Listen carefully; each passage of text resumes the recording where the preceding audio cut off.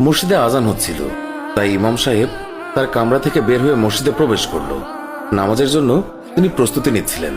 এমন সময় তিনি লক্ষ্য করলেন, প্রতিদিনের মতো আজকেও একটি বৃদ্ধা মহিলা মসজিদের সামনে ভিক্ষার উদ্দেশ্যে এসে দাঁড়ালো। বৃদ্ধাটি প্রতিদিন ভিক্ষা করতে আসে, অথচ সে একটি সচ্ছল পরিবার থেকে আসা।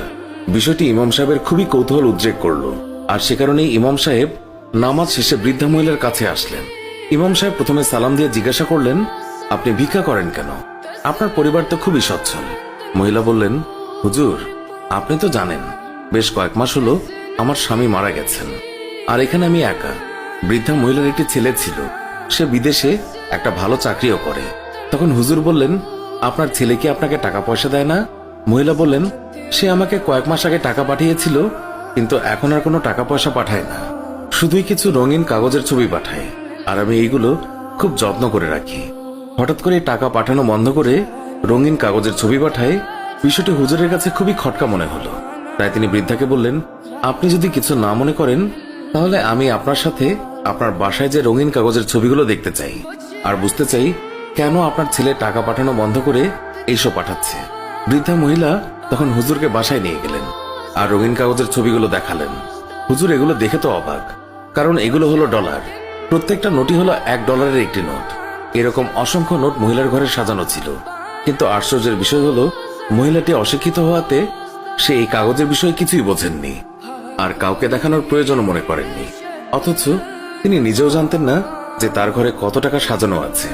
এই সম্পদ তিনি ঘরে রেখে চুমু খান, আর বাইরে কত কষ্ট করে ভিক্ষার টাকায় তার জীবন চলে। এই গল্পটি দ্বারা বোঝানো হয়েছে, আমরাও আমাদের ঘরে পবিত্র কোরআন শরীফ সাজিয়ে রেখে দিই, কত চুমু খাই, অথচ এটি যে কত মহামূল্যবান তা আমরা বোঝার চেষ্টাও করি না। আমরা এই অজ্ঞ বৃদ্ধা মহিলার নাই মহামূল্যবান গ্রন্থ কাছে রেখেও তার কদর খুঁজছি না।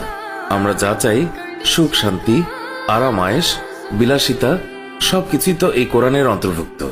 যেখানে খোঁজার সেখানে না খুঁজে অন্যত্রে খুঁজে লাভ আছে?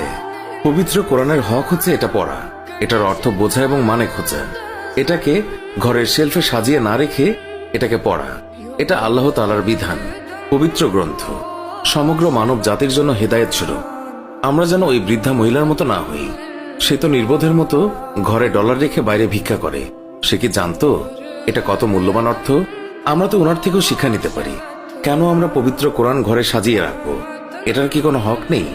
আছে, যা আমাদের বোঝা উচিত। আশা করি আল্লাহ তাআলা যেন আমাদেরকে এইসব বোঝার তৌফিক দেন। আমরা যেন কোরআনের যথাযথ হক আদায় করতে পারি এবং নিজেকে সেই হিসাবে গড়ে তুলতে পারি। আমিন।